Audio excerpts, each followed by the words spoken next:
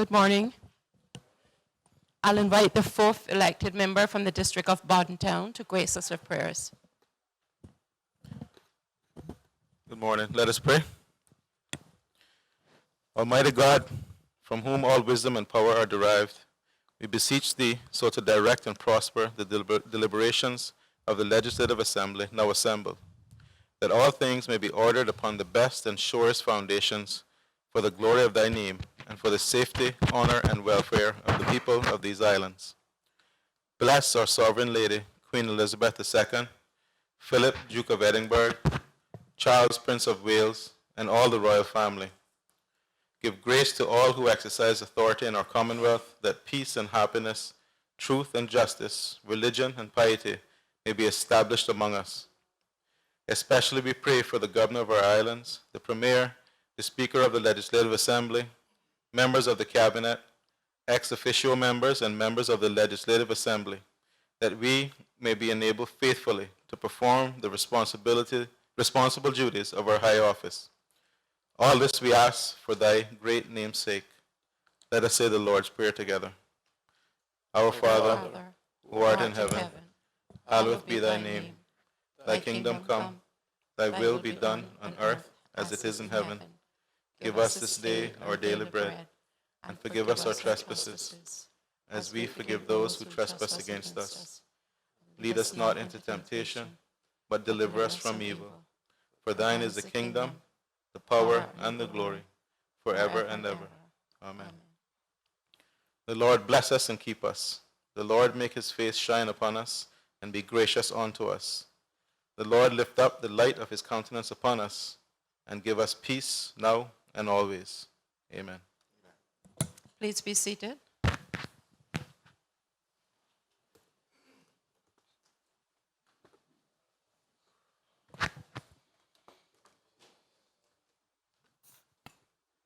Administration of oaths or affirmations. Oath of allegiance and due execution by Ms. Jacqueline Wilson, the Honorable Acting Attorney General, ex officio member responsible for legal affairs, to be the temporary ex officio member of the Legislative Assembly.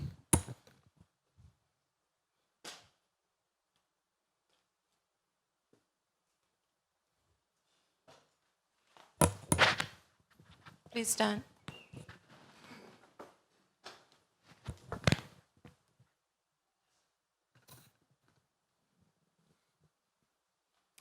I, Jacqueline Wilson, do swear that I will be faithful and bear true allegiance to Her Majesty, Queen Elizabeth II, the heirs and successors according to law. So help me God.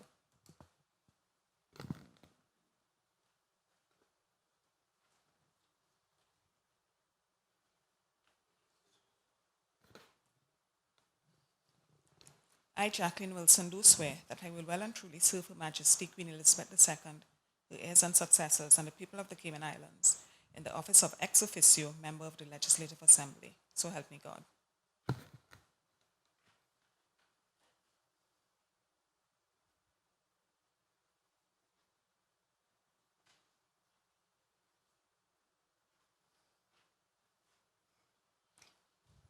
On behalf of this Honourable House, may I invite you to take your seat as the Honourable Acting Attorney General. Please be seated.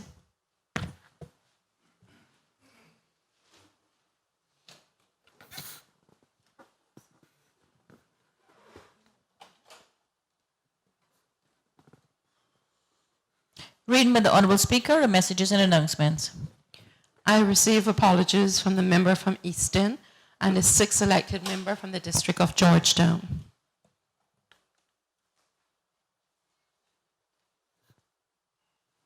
Questions to Honourable Ministers and members of the Cabinet. The Honourable Leader of the Opposition, the first elected member for West Bay, to ask the Honourable Minister of Education, Employment and Gender Affairs, question number 8. I recognize the Honourable Leader of the Opposition.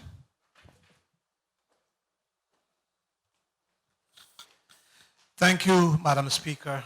Madam Speaker, I beg to ask question number 8, standing on the order paper in my name, which reads as follows. Can the Honourable Minister say what are the proposed changes in the education system for the schools in Cayman Brac? I recognize the Honourable Minister responsible for education. Thank you, Madam Speaker. The answer. The Ministry of Education is working with the Ministry of District Administration to develop a plan to convert the hurricane shelter site on the bluff in Cayman Brac into a new school campus in an effort to improve educational facilities in the sister islands. Thank you, Madam Speaker. If there are no the Honourable Leader of the Opposition. Thank you, Madam Speaker. Can the Minister elaborate a little bit as to where the plan has reached on this matter, and that's A, and B, whether or what's going to happen to the present schools? Honourable Minister for Education. Thank you, Madam Speaker. The plan as is put forward is really at the stage of looking at the strategic outline case. And just to say, Madam Speaker, that with the government capital projects that this administration is carrying forward, we will be following the due process as outlined in the PMFL and Framework for Fiscal Responsibility. So we are putting forward a strategic outline case which looks at a number of scenarios, one of them being an amalgamation of all primary schools on that site, and the other option is to look at an all-through school. But this is really in its very nascent stages, Madam Speaker. So the next stage is to look at doing an outline business case, and we will be working with the Ministry, as I said, of District Administration very closely in order to develop any plans going forward. And that includes looking at plans for current facilities as well. Honourable Leader of the Opposition. Madam Speaker, can the member say whether she has anything written that can be examined as to what she just said? I will understand if she's saying she hasn't gotten that far. I will quite understand that. But if she has a written document that has reached as far as what she's telling me, I would like to see something. If she hasn't, then I quite understand. Madam Speaker, I need to understand something though. This converting the hurricane shelter site on the bluff in Cayman Brac. Now that doesn't mean the Ashton Rudder Center. You're talking about the new site? Sorry, Madam Speaker. Is the minister talking about the new site that was being developed for sports and the hurricane shelter, I guess.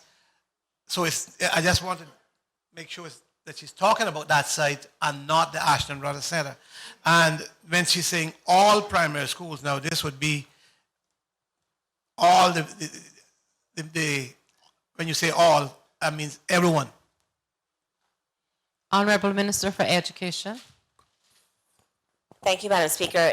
Yes, the member is correct in assuming that it is referring to the site where the sports facilities are, the hurricane shelter, currently trying to make best use of those facilities to improve the educational facilities as a whole for Cayman Brac, and it does contemplate looking at all primary schools. As I said, the two options that are being considered, but to your point or to your question, as far as I'm aware, I'm not sure if we actually have anything that can be disseminated at this stage, but the two options that are being looked into would be looking at primary schools or as a first phase, or all schools, as in an all-through school, primary and high school. But those are the considerations which the ministry, in conjunction with the Ministry of District Administration, will be looking at. I'll allow one more supplementary.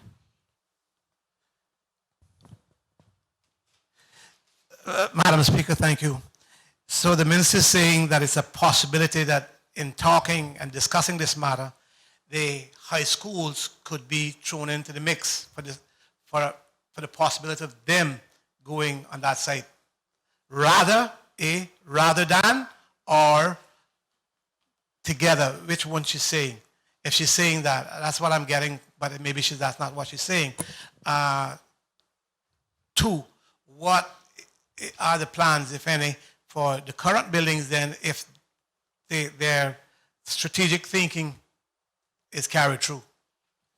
Honourable Minister responsible for education. Thank you, Madam Speaker. As I indicated in my previous answer, the looking at both the best use of the facility and the facilities that are in the works now on the new BRAC Bluff site, I'll call it, will contemplate either doing all primary schools or doing an all-through type school, so primary and high school, and how that can be accomplished.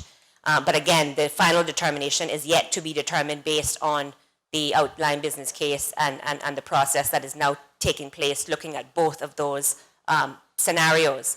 To the question about what is intended for the current use, that also will be contemplated, and plans will be put forward as to how to address those actual facilities that would be vacated at the time of any such move to the new site. Speaker, I do crave the indulgence to ask one more. This will be the final one. Thank you. Madam Speaker, then to the Minister. If not at this stage, at what stage will there be public discussion with the people on the BRAC in regards to any plan to move children into one area, either high or primary levels? Honourable Minister responsible for education. Thank you, Madam Speaker. And that is, again, one of the aspects that we will need to work out with the Ministry of District Administration in order to how to best move this process forward. Madam Clerk.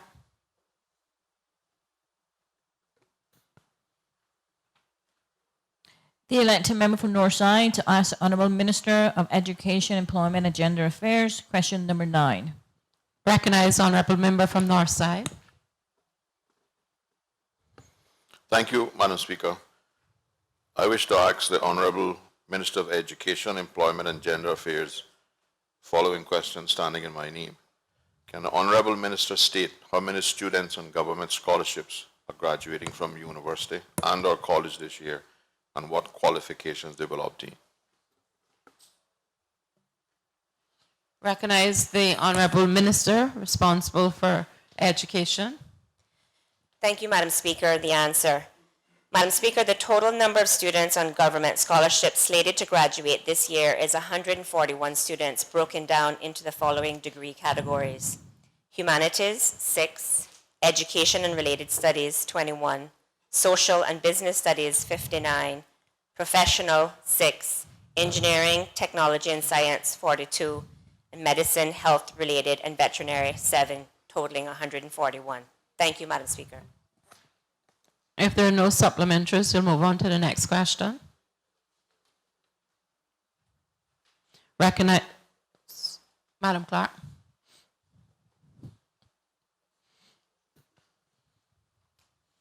The elected member for Northside to ask the Honourable Minister of Education, Employment and Gender Affairs.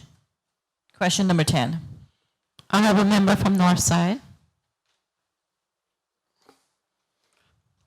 Thank you, Madam Speaker. Madam Speaker, I beg to ask Honourable Minister of Education, Employment and Gender Affairs the following question standing in my name. Can the Honourable Minister state what is the government's policy on recruiting teachers from Cuba? Honourable Minister for Education. Thank you, Madam Speaker. The answer. Madam Speaker, the government has been using the National Recognition Information Centre, known as NARIC, since 2008. NARIC is the UK national agency that provides the only official source of information on international education and training systems and wide-ranging international qualifications and skills attained from outside the United Kingdom. UK NARIC is used by the Cayman Islands Department of Education Services to authenticate the qualifications of persons who are shortlisted to fill any posts that have been advertised. Any qualification that is not listed in the database can be vetted by NARIC, particularly if the certification is available. When in doubt, Madam Speaker, the Department of Education Services can send the information to NARIC and they provide a comparative analysis. Teachers are considered, shortlisted, and offered an interview and hired from countries provided they meet the minimum criteria to be recognized as a teacher in our system. holding a bachelor degree, teaching qualification, and minimum 2 years post-qualification teaching experience. As part of that consideration, Madam Speaker, an individual's qualification is verified through NARIC to ensure that it meets the minimum criteria. This verification compares qualifications from around the world to ensure that they are at the bachelor's level and/or are recognized as confirming qualified teachers status, or QTS. Consequently, if a qualification from a specific institution in Cuba was recognized by NARIC, the Department of Education Services would accept it. Thank you, Madam Speaker. If there are no supplementaries, we'll move on to the next question. The elected member for Northside to ask the Honourable Minister of Planning, Land, Agriculture, Housing and Infrastructure. Question number 11. The honourable member from Northside. Thank you, Madam Speaker. Madam Speaker, I beg to ask the Honourable Minister of Planning, Lands, Agricultural, Housing and Infrastructure the following question standing in my name. Can the Honourable Minister state if the National Roads Authority has completed any traffic studies to determine what, if any, changes to the road network will be necessary to accommodate the additional traffic generated by the operation of the Dart Hotel? Recognize the honourable minister responsible for planning. Thank you, Madam Speaker. In line with the honourable member from Northside, since he begs to ask, I beg to answer, with your permission, ma'am. The answer is, I said that in jest. Madam Speaker, the answer. When the developer of the Kimpton Hotel submitted his application to the Central Planning Authority, the application was circulated to the National Roads Authority for their input and their comments. In assessing any major development in the Cayman Islands, the NRA only prepares a generic traffic generation assessment of a proposed development. Where a proposed development is anticipated to contribute to significant traffic impacts onto the surrounding road network, the NRA advises the Central Planning Authority that a traffic study be carried out by the developer of the project subject to terms of reference established by the NRA. With regards to this specific project, preliminary traffic impact assessments were quantified in a comprehensive traffic study prepared by the consulting firm Orth Rogers and Associates, the acronym being ORA, when the For Cayman Alliance NRA agreement was conceived and developed in 2011. ORA's traffic study recommended that the Estela-Tibbetts Highway in the immediate vicinity of the hotel site be constructed with 3 northbound lanes and 2 southbound lanes. The development site, when fully developed and occupied, is anticipated to generate just under 2,300 vehicle trips per day, with about 154 trips per hour and 177 trips per hour, respectively, during the morning and afternoon peak conditions. Based on these traffic generation estimates, the surrounding road network is deemed satisfactory to handle this level of traffic volumes as well as the anticipated traffic growth over the next 20 years. If there are no supplementaries, we'll move to the next item of business. Statements by the honourable members and ministers of the Cabinet. I have noted that the honourable minister responsible for education wishes to make 2 statements this morning. Honourable Minister for Education. Thank you, Madam Speaker.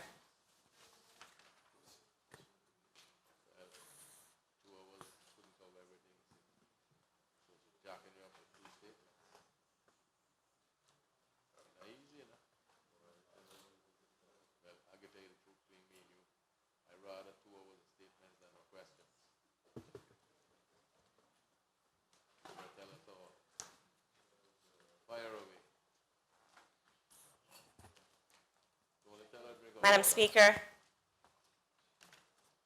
It is with great pleasure that I present to this honorable House the outstanding accomplishments of the Ministry of Education, Employment and Gender Affairs in the area of information and communications technology and the notable efforts taken to strengthen science, technology, engineering, and mathematics, commonly known as STEM, provision in the schools.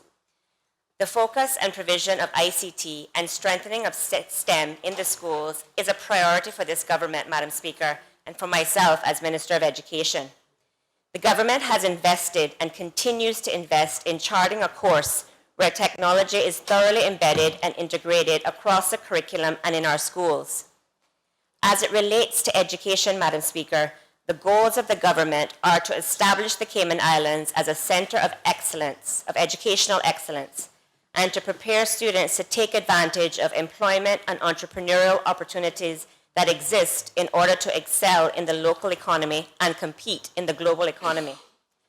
To this end, Madam Speaker, the government, through the work of the Ministry of Education, is striving to create learning environments where the ICT infrastructure is strong and where the use of ICT in the classroom is embedded in all parts of the learning process in order to create confident and engaged learners. Madam Speaker, as a result of targeted investments made during the 2014-2015 fiscal year, the first and perhaps most exciting initiative to be rolled out for the 2015-16 academic year is that every primary school classroom will be provided with an interactive whiteboard, or IWB for short. Interactive whiteboards have been steadily added to government primary and high school classrooms over the past several years. We currently have 192 classrooms with interactive whiteboard technology. However, Madam Speaker, additional interactive whiteboard technologies for schools have been procured earlier this year and will be installed for the 2015-16 school year. The ministry tendered for interactive whiteboards in March 2015, and 117 interactive whiteboards have been purchased, which will increase coverage to 100% of primary school classrooms. By September 2015, every public primary school classroom will have access to this technology, Madam Speaker, and so will 60% of all public high school classrooms. And the ministry was able to successfully source this technology, Madam Speaker, at significantly lower than expected costs. At a cost of $108,576, this initiative came in well under the pre-tender estimates of $170,000. Interactive whiteboards have become more commonplace in the modern classroom and are in fact requested more often by educators who wish to produce and utilize engaging content with their students, Madam Speaker. Through software which allows for the fast creation of interactive activities using templates, IWBs provide the opportunity for teachers to show and to have their students demonstrate aspects of their learning. Madam Speaker, this software brings an additional element to the teaching and learning dynamic by allowing students to create content for use by other students. This is another strategy, Madam Speaker, to demonstrate learning. It is also a good way to teach students to become more than just consumers of information, but also to become creators of content as well. Specifically, Madam Speaker, in the core areas of literacy, numeracy, and science, educators have developed a plethora of content to be used interactively. Students have the opportunity, for example, to manually adjust variables and see the impact on a graph or the environment, or engage in logical sequencing for storytelling. Students also have the ability to work collaboratively, as the modern interactive whiteboards allow for more than one touch input at a time, which means, Madam Speaker, potentially two students can be at the board working on different parts of the same problem or activity. Madam Speaker, in addition to adding collaboration and interactivity to lessons, the Ministry of Education has purchased software that will allow collaboration between classes and schools using interactive whiteboards as video conferencing tools. Software for use with interactive whiteboards has also been purchased to allow video conference connections between schools and also internationally. Madam Speaker, to provide savings to the government, the Ministry's ICT unit has worked with Public Works to install projectors and projector arms in each classroom. The tender was for the interactive whiteboard only, to be used with the existing projector and projector arm. In order to further save costs, Madam Speaker, the tender for the supply only of the interactive whiteboards, as the ICT unit is working, again, as I said, with Public Works to install the whiteboards before or during the summer of 2015. Several of these interactive whiteboards have already been tested at one of our primary schools earlier this month, Madam Speaker. Madam Speaker, research has shown that interactive whiteboards are most appropriate for interactive teaching at the primary school level. Therefore, while we have equipped our high schools with some interactive whiteboards, the focus is for high school students to have access to laptops and other educational technology.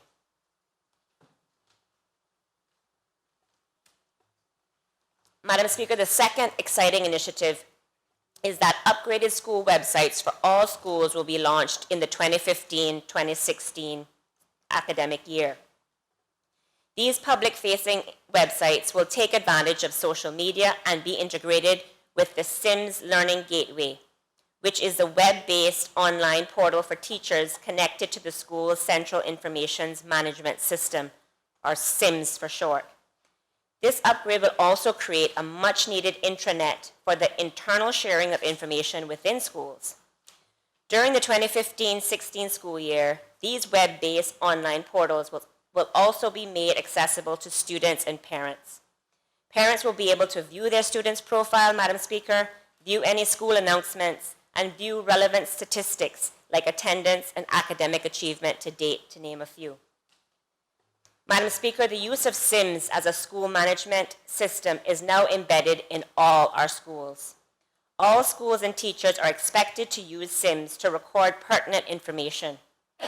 SIMS provides much more than school database or a system to record attendance and grades. SIMS is now integrated into our public school websites using SIMS Learning Gateway and Microsoft SharePoint. SIMS Learning Gateway will integrate with the school databases and will provide a web-based online teacher portal with student portal and parent portal coming in the 2015-16 school year. Madam Speaker, SIMS is the most popular school management information system in the United Kingdom, used in over 22,000 schools. The SIMS solutions has been developed by Capita specifically for the education sector and has been refined to meet the changing needs of schools over the last 24 years.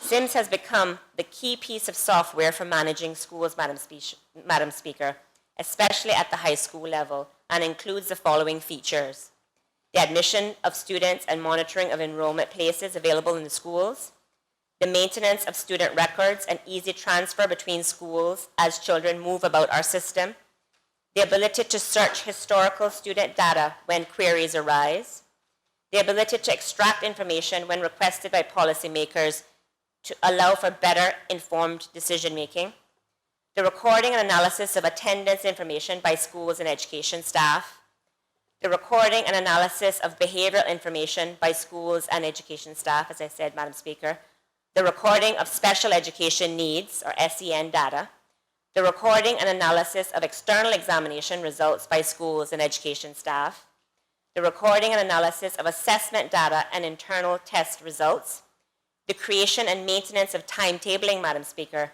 and student curriculum data, the maintenance of staff timetables, the ability to cover absent staff and to arrange for substitute teachers, the ability to use SIMS to contact parents about their children, and, Madam Speaker, the compliance of the database to international data protection laws.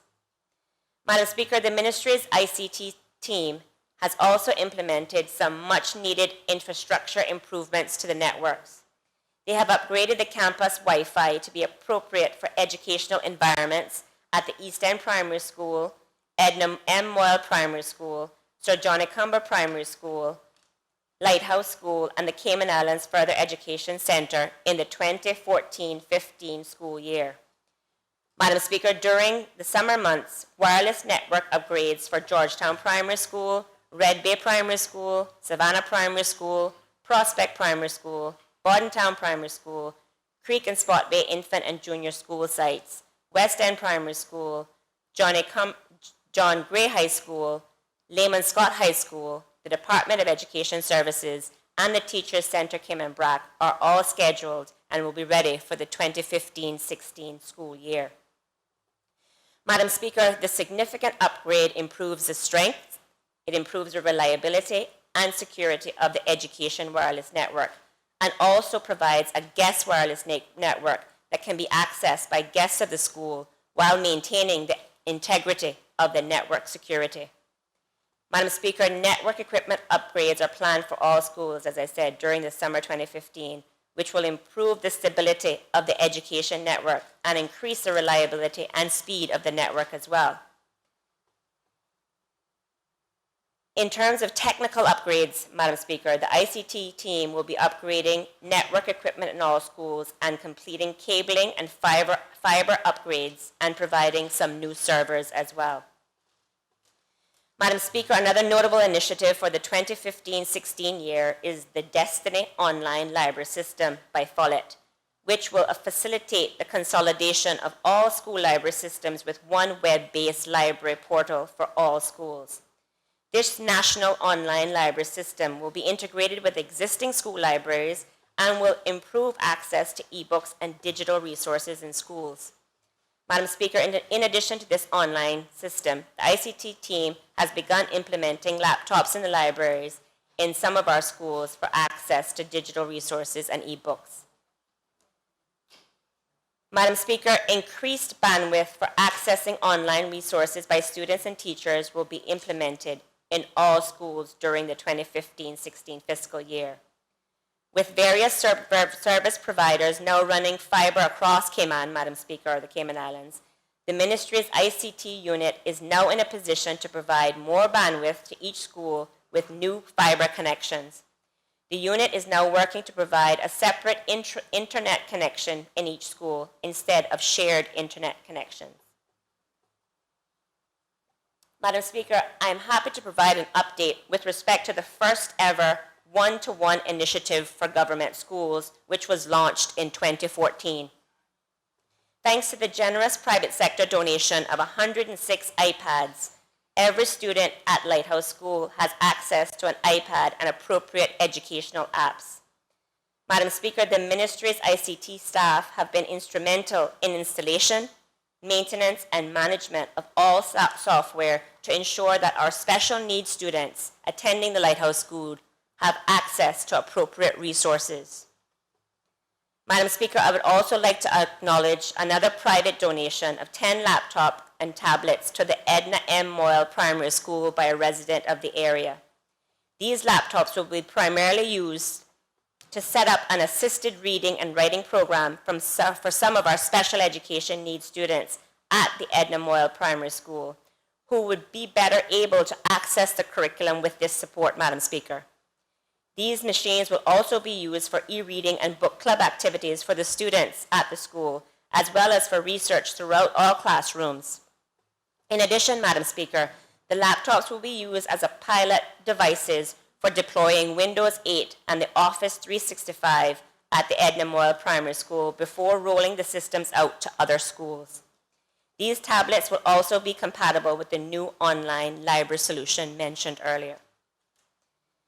Madam Speaker, additional and upgraded video conference equipment has been purchased which will allow for improved video conferencing capabilities between Grand Cayman and Cayman Brac. Madam Speaker, this will increase collaboration between educators on both islands and will reduce the necessity for inter-island travel, thus reducing the costs associated with such travel, Madam Speaker. Madam Speaker, education must prepare children for the jobs of the future. The U.S. Department of Commerce released a study in 2011 which reported over the past 10 years the growth of science, technology, engineering, and mathematics, or STEM jobs, was 3 times greater than that of non-STEM jobs. And STEM jobs are expected to grow at a faster rate than jobs in the coming decade.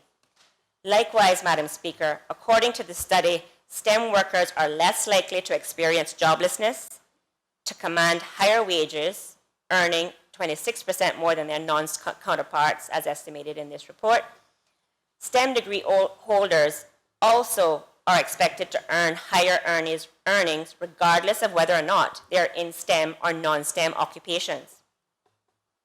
Madam Speaker, the Business Roundtable, which is an association of chief executive officers of leading U.S. companies whose aim is to promote sound public policy and a thriving U.S. economy, recently conducted a survey of member companies to determine where the biggest gaps are in skills. The survey found that 97% of member CEOs sees the skills shortage as a problem, and that job vacancies in science, technology, engineering, and math fields often attract far fewer applicants. Madam Speaker, according to the U.S. Department of Education, only 16% of American high school seniors are proficient in mathematics and interested in a STEM career, at a time when STEM jobs are growing 3 times faster than non-STEM jobs. Madam Speaker, the Cayman Islands Ministry of Education is focusing on ways to strengthen the STEM teaching and provisions in our schools and at UCCI. In an effort to address the local STEM skills shortage, the Department of Education Services is also implementing a new ICT-related initiative in the classroom itself.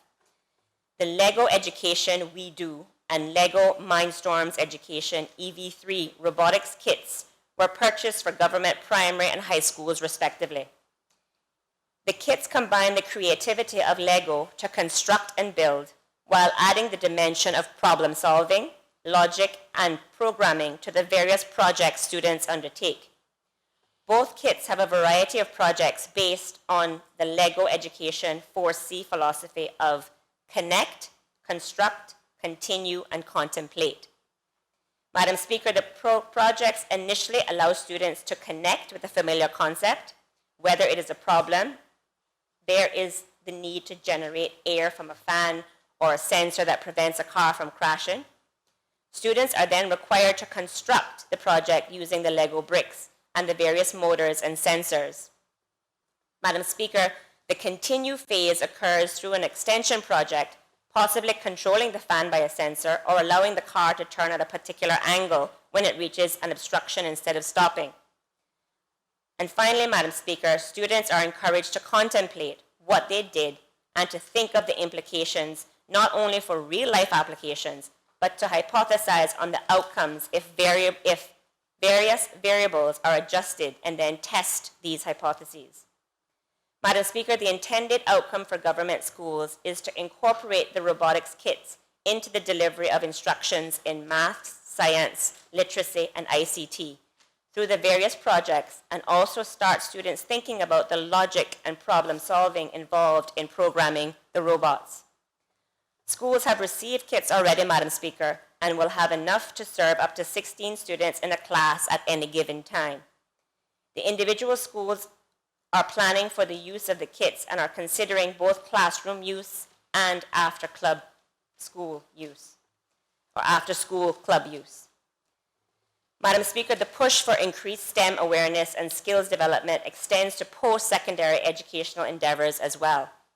In March 2015, the Ministry of Education sponsored and the UCCI delivered the third staging of the STEM Carib Conference, The Next Big Thing, gathering local and international STEM experts to the Cayman Islands to discuss a plethora of topics that serve to expand the knowledge base of local children and adults alike.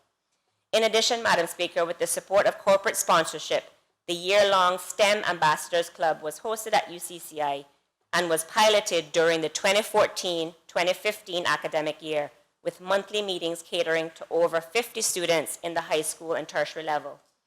Students were engaged, Madam Speaker, in various activities and seminars with topics ranging from fractals to alternative energy.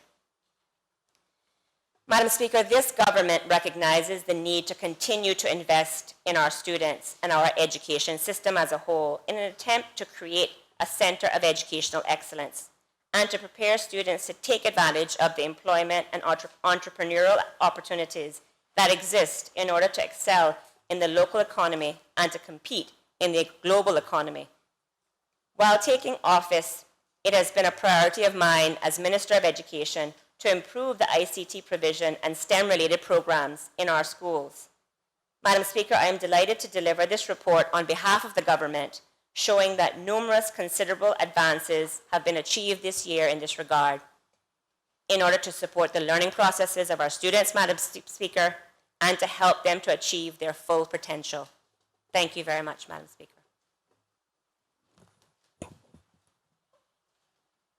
You may proceed with your other statement. Leader of the Opposition. Okay. Honorable Minister for Education, please proceed. Thank you, Madam Speaker.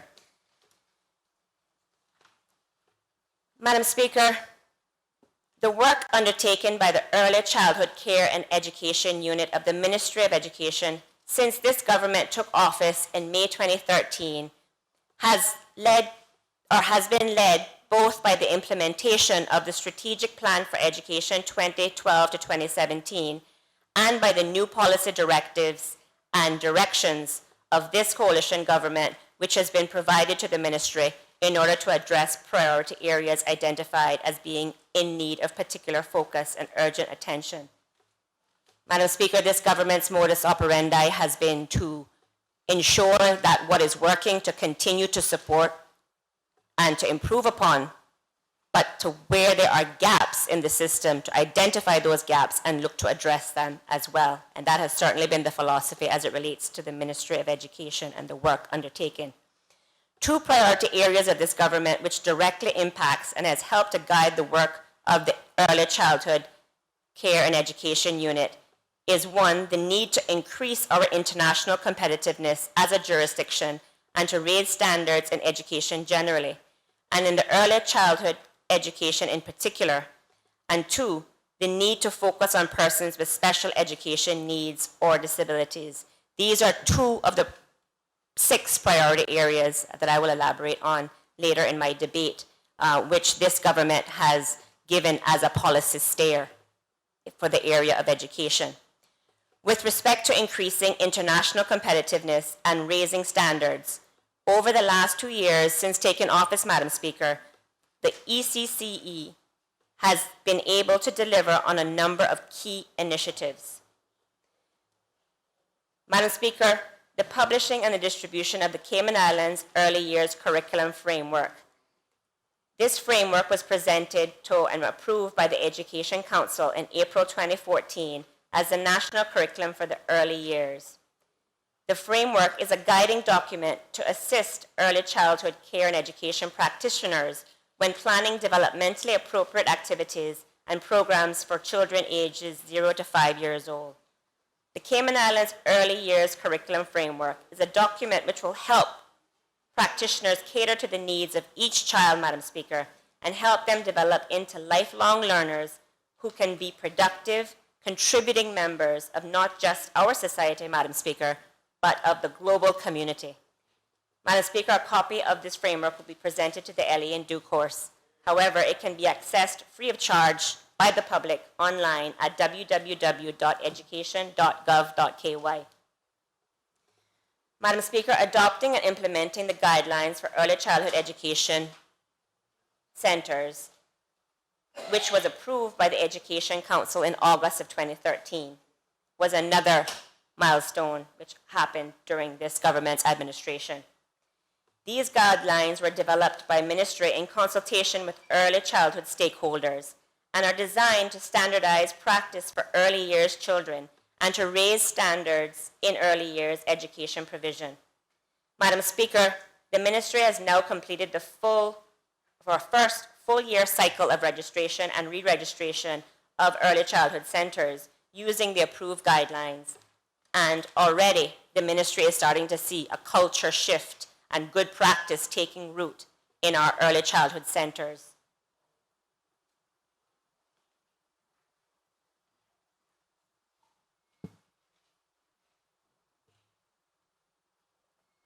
Madam Speaker, another priority area which the ministry, the Department of Education Services, and schools are tasked with is the development of holistic strategies and programs to address the needs of persons with special education needs and/or disabilities.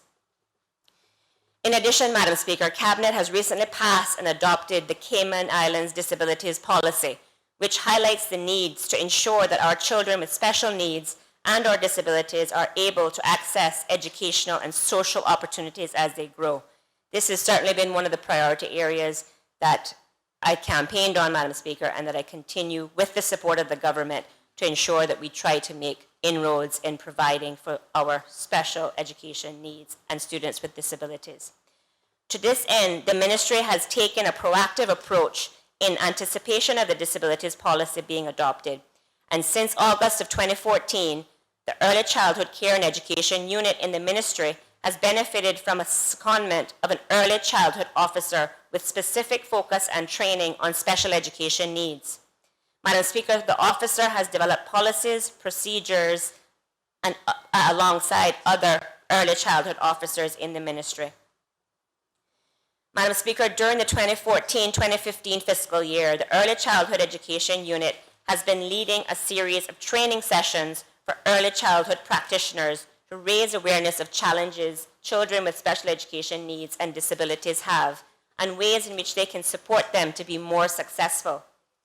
Madam Speaker, the training series include special sessions for owners and principals or lead teachers in the early childhood centers, which help them to identify challenges children may have, guidance on how to discuss their concern with parents, and procedures that should take place within the early childhood center if the child is identified as needing extra support. The ECC unit has also facilitated training for reception teachers, private schools, and the Department of Children and Family Services on issues related to special needs, Madam Speaker. Another important initiative being spearheaded by the Ministry of Education with the support of the Cabinet Office is the development of a new service model for the Early Intervention Program.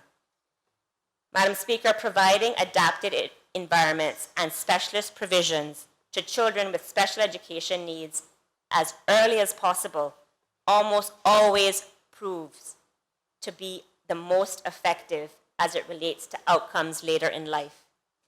This is a cross-ministerial approach to address the needs of our youngest children with special education needs and/or disabilities, as the needs of these children are often complex, requiring assistance related to health care, related to education, family support, and the like.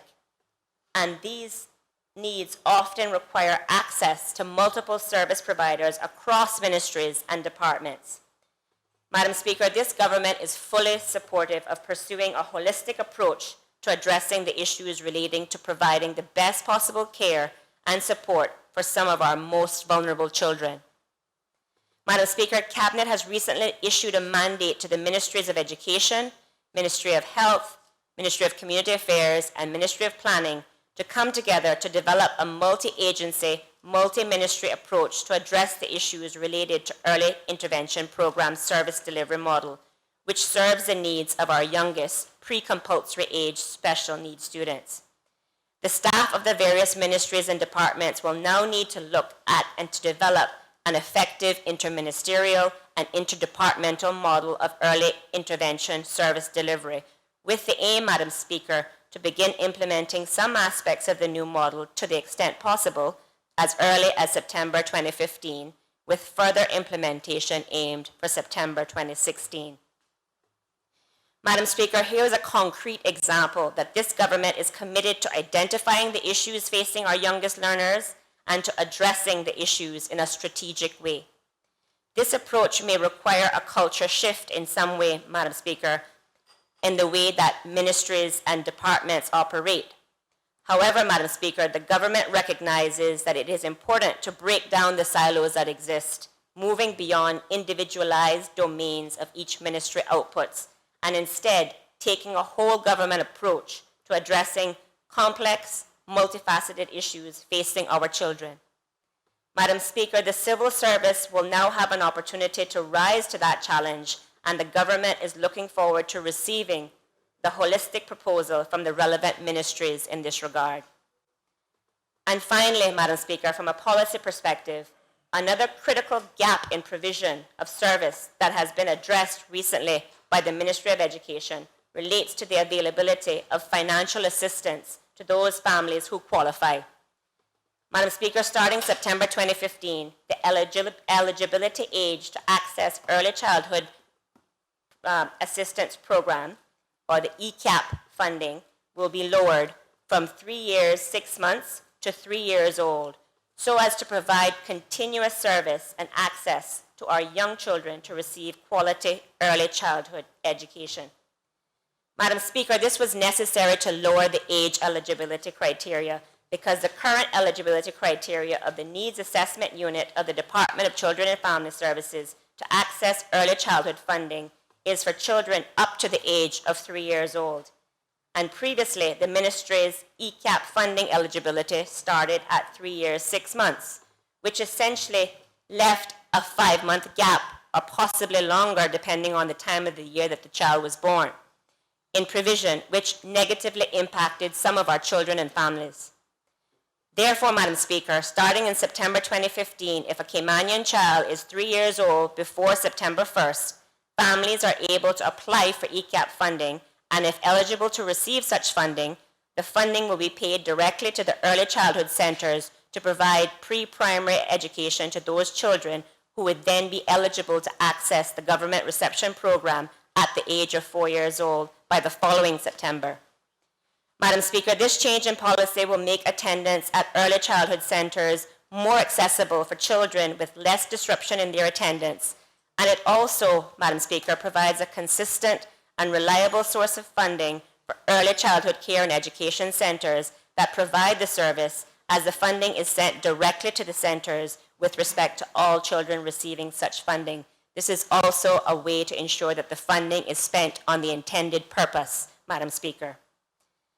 That is a brief overview of the policy priorities which have guided the work of the Early Childhood Care and Education Unit over the past 2 years, Madam Speaker, and I will continue to act, and this government will continue to act as an anchor for the work of the unit in the coming years as outlined in these policy priorities.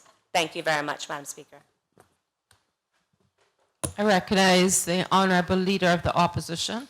Thank you, Madam Speaker. Madam Speaker, I rise under Standing Order 28.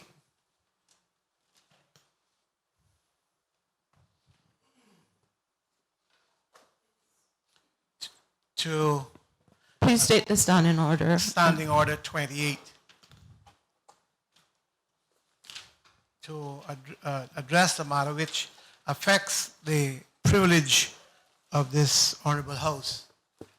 And Madam Speaker, I want to say that I am not asking that this be dealt with at this time because we are in the budget and I would like to see that process completed. So I'm bringing it to the Chair's attention so that later on I can raise the matter. I only want to say what I think affects the privilege of the House, and very briefly, Madam Speaker, and then to ask the indulgence from the Chair to address it at a later date after the budget presentation, after members have completed the very important task we have of addressing the budget and the throne speech.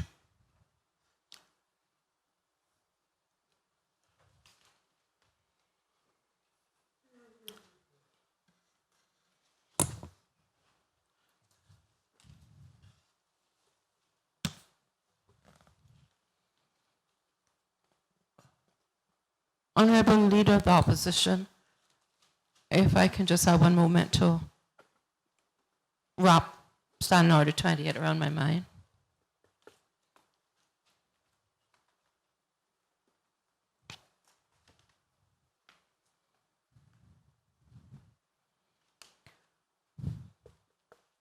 Honourable Leader of the Opposition, the procedure has been followed with Standing Order 28 as I peruse it.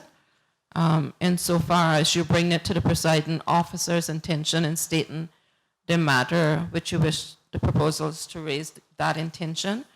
Ordinarily what would happen, the presiding officer would ask you to briefly state the grounds which you believe it.